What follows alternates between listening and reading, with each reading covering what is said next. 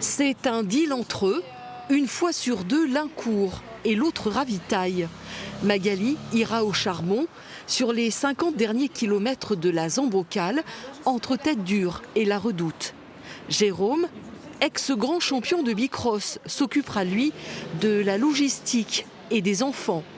La Diagonale des Fous sera encore spéciale cette année. Alors pas de plan sur la comète pour Magali et ses coéquipières, juste du plaisir. J'ai confiance en elles, elles partent pour le plaisir aussi.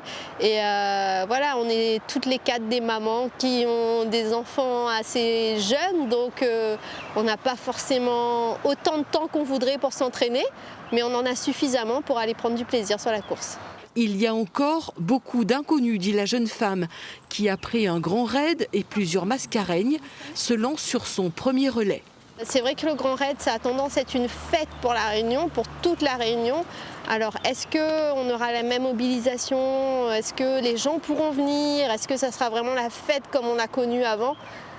Après, on fait tous preuve de résilience, donc on va s'adapter. L'organisation fait de son mieux, ajoute Magali, qui il y a 12 ans s'est mise à suivre son mari dans les courses à pied. Elle voyait que j'étais à fond, elle voulait comprendre un petit peu ma passion. Et donc elle s'est pris au jeu et elle est rentrée tout doucement dans la danse. Et après, au début, c'était les ravitaillements. Après, on a couru un peu ensemble pour partager un peu une passion ensemble. Ils étaient encore à savourer à deux les sentiers ce jeudi. C'était, il est vrai, un jour très exceptionnel, les 37 ans de Magali.